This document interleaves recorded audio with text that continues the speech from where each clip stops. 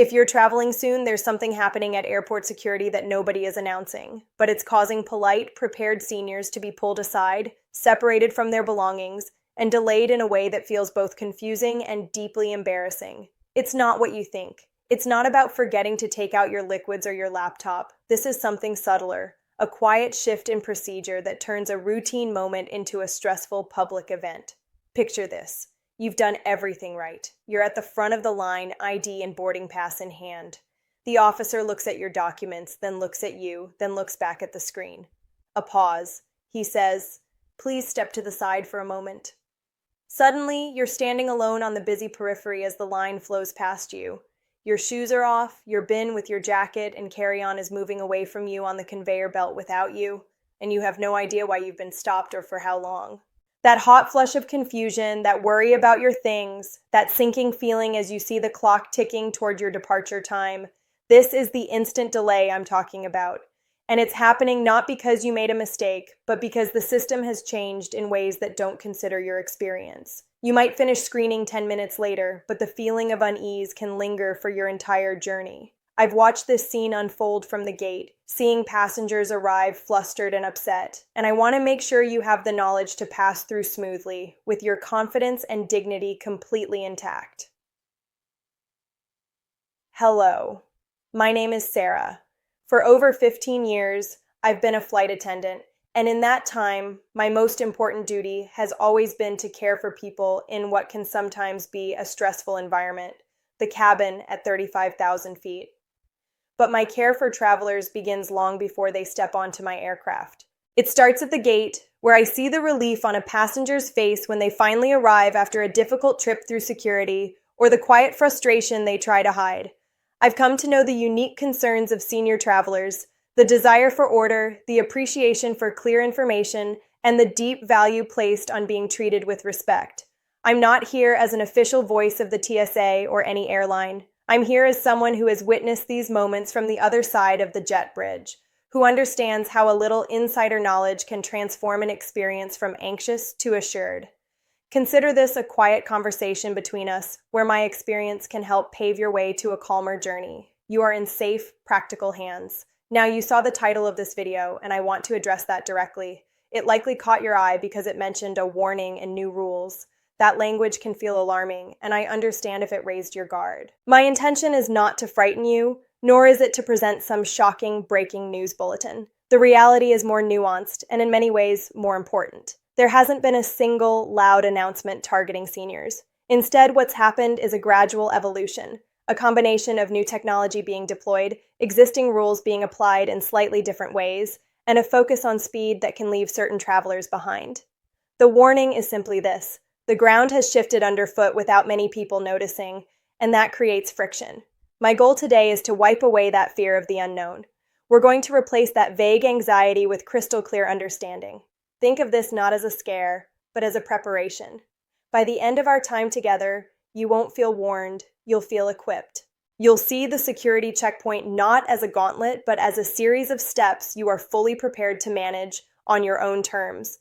To understand what's happening, we need to look at the system itself. Airport security has one overriding, non-negotiable goal: safety. Everything is designed around that principle. In recent years, the push has been toward greater efficiency and automation to handle ever-increasing passenger numbers.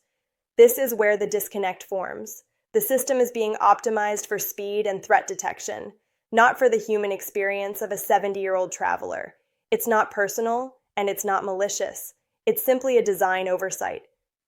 Think of the new, often quieter, screening lanes.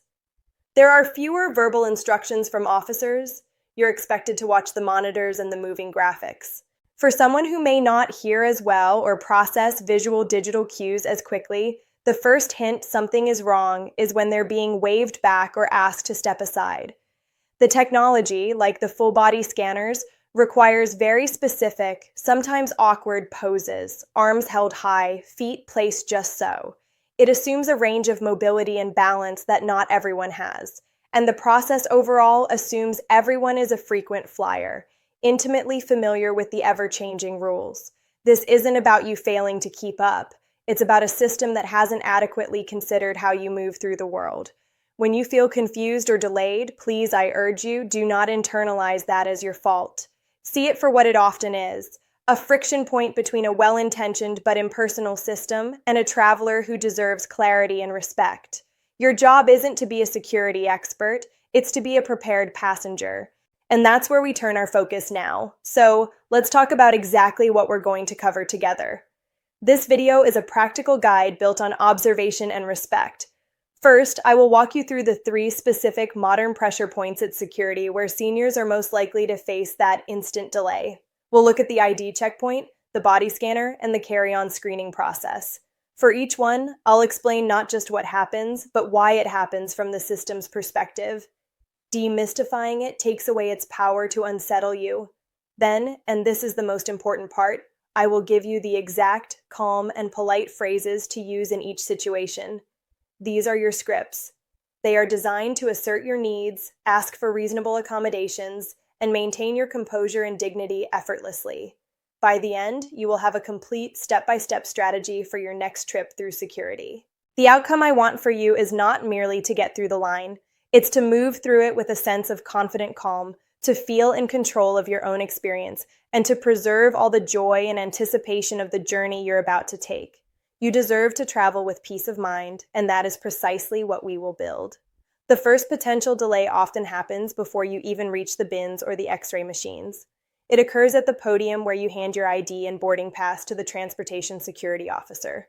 You may have noticed this process feels different lately. In many lanes now, the officer is scanning your ID, but they're also looking closely at you, then at their screen, in a way that feels more deliberate. This is what I call the silent selection.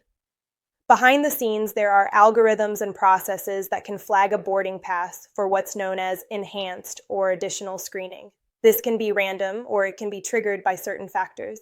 For senior travelers, one common trigger is a discrepancy, however minor, between the traveler's appearance and the ID photo, especially if that ID is many years old. The system is looking for anomalies. So imagine this realistic scene. You hand over your driver's license and your boarding pass. The officer studies them, taps on the keyboard, and their demeanor shifts subtly. They might say, "Please wait here for just a moment," or "I need to verify something." They may call over a supervisor. Suddenly, you are stationary while the line behind you is directed to another agent. You're left standing, perhaps without your shoes on yet, feeling exposed and anxious as your belongings move ahead without you. The delay might only be 2 or 3 minutes, but the psychological impact, the feeling of being singled out, can be profound. You worry, what did I do wrong? The answer is likely nothing at all. The system is performing a verification it deems necessary. The key is not to panic in this moment. Your calmness is your greatest asset. The officer is almost certainly not doubting that it's you. They are following a protocol to confirm a match to a standard you are unaware of. In our section on scripts, I will give you the perfect, peaceful question to ask if this happens, a question that acknowledges their duty while asserting your need for clarity. For now, understand that this stop is a possibility, it is not a reflection on you, and it is a temporary pause, not a denial. After the ID check, you'll proceed to the screening technology itself. For most, this now means the advanced imaging technology scanner, that large glass-walled booth you step into, assume a pose, and hold for a few seconds. This is where a second, very common delay occurs for seniors, and it often leads to a pat-down. The machine is sensitive to any anomaly in the expected silhouette. For many of us over 65, our bodies honestly include medical marvels that save and improve our lives, but that the scanner sees as an alert. A knee or hip replacement, a pacemaker, a port for medication, even certain types of surgical mesh or braces can create a flag on the operator's screen. Furthermore, the required pose, feet apart, hands held high above the head, can be a challenge for anyone with shoulder stiffness, arthritis, or balance concerns. If you cannot hold the position steadily, or if the machine alarms, a pat-down is mandatory. Here's the realistic situation. You exit the scanner, expecting to collect your things, but the officer gently asks you to step to the side. They explain the scanner showed an anomaly, and that a security officer will perform a pat-down. In a busy checkpoint, you may have to wait a few minutes for an available officer of your gender. Then, the pat-down itself, while professional, can feel intrusive and stressful. The true injury, however, is to your dignity and sense of control. You may feel publicly marked as a problem, even though you've done nothing wrong. It's crucial to understand this. The scanner is not accusing you of anything. It is a dumb machine detecting a density it doesn't recognize.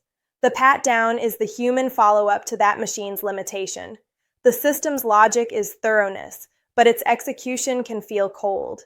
Knowing this in advance is the first step to reclaiming your calm. You are not a suspect. You are a passenger with a medical device or a physical reality that the technology doesn't accommodate. In our script section, I will provide you with the simple, proactive statement to make before you enter the scanner that can change the entire tone of what follows and how to request a chair or a private screening if you need one. This knowledge transforms the experience from one of shock and embarrassment to one of prepared, quiet assertion. Your final test is the ritual of unpacking your carry-on. This seems like the oldest rule in the book, but the context has changed dramatically, creating a domino effect I call the carry-on cascade. The goal for the system is throughput, moving bins quickly through the X-ray. Many lanes now have automated bin return systems and expect a very standardized packing: shoes, jackets, and all carry-on items in separate bins with nothing left in bags. The liquids bag must be easily accessible and placed by itself. For seniors, two common items become major risk points: large medical liquids and electronics tucked away for safekeeping. Picture this realistic scenario. You've carefully packed your quart-sized bag with small toiletries, but you also have a 12-ounce bottle of saline solution or liquid medication that exceeds the standard limit. You know it's allowed for medical reasons, but it's buried in your bag. At the same time, you've securely zipped your tablet into an interior pocket to prevent theft. As you rush to unload at the divesting table, you forget one or both. Your bin goes into the tunnel. On the monitor, the officer sees a dense, unidentifiable mass, the electronics, and a large liquid volume. They stop the conveyor. Now your bin is halted inside the machine. The bins behind it stack up. An officer must retrieve your bin, open your bag in front of everyone, and search for the items. They will find them, and you will be allowed through, but the delay is now public. You feel the impatient eyes of other travelers, you hear the sigh of the officer, and your own flustered embarrassment makes the simple act of repacking your bag take twice as long. This cascade turns a small oversight into a major stressful event. The pressure isn't about breaking a rule, it's about disrupting the system's relentless flow. The key is to understand that the new, faster lane designs have less tolerance for deviation. Your preparedness needs to be not just about following rules, but about presenting your belongings in the exact way the automated system demands. In our next section, we'll turn this knowledge into a calm, step-by-step divesting routine and the exact words to use if you need to declare a medical liquid so you can avoid this cascade entirely and maintain your steady, dignified pace. Knowledge is power, but the right words are your key to a calm passage. Here are the exact, polite, and effective phrases to use at each pressure point we've discussed. Practice them, own them, and walk in with the quiet confidence they provide. At the ID checkpoint, if you are asked to step aside, remain still, make gentle eye contact, and in a calm, conversational tone ask, "Of course, could you please tell me what we're waiting for so I know what to expect?" This is not a challenge. It's a request for clarity that reframes you as a cooperative partner, not a passive subject. It encourages the officer to give you a brief explanation, which immediately reduces the anxiety of the unknown. Before you approach the body scanner, this proactive statement is your most powerful tool. As you near the officer directing people into the scanner, say clearly and politely, "I'd like to let you know I have a pacemaker and a hip replacement," or "I may need a moment to get into the position. I have some mobility limitations." You are not asking permission, you are informing them. This simple act of declaration often allows the officer to guide you more patiently, or in many cases, direct you straight to a different, simpler screening path like the metal detector, bypassing the scanner and potential pat-down entirely. If a pat-down is necessary, you are in control. You can and should say, "I would like a private screening, please," or "May I have a chair to sit in during this?" You have the absolute right to these accommodations. State your request plainly and calmly. For your carry-on, adopt a slow, methodical routine at the divesting table. As you take out your liquids bag and electronics, if you have a medical liquid over 3.4 ounces, hold it separately and say to the nearest officer, "I have a medically necessary liquid here to declare." This preemptive declaration is professional and prevents the machine from stopping. If, despite your care, your bag is pulled for inspection, stand calmly to the side. When the officer approaches, say, "Take your time. I believe it may be my tablet in the inner pocket." This shows cooperation and self-awareness, immediately diffusing any tension. These scripts are not magic spells, but they are tools of dignified communication. They move you from being processed by the system to collaborating with the people in it. You are not causing trouble. You are ensuring your needs are met with grace and efficiency. You are traveling prepared. Before we move to our final thoughts, I'd like to pause here for just a moment. If what we're discussing resonates with you, if you've ever felt that flicker of uncertainty at security or had an experience you wished had gone more smoothly, please know you are not alone. This channel is built for travelers like you. It's a place for practical, respectful advice that honors your intelligence and your time. If you'd like to see more guides like this, perhaps on navigating busy airports, choosing the best seats for comfort, or packing strategies that make the journey easier, I warmly invite you to subscribe. It's completely free, and it simply lets you know when a new conversation has been posted that might be helpful for your next adventure.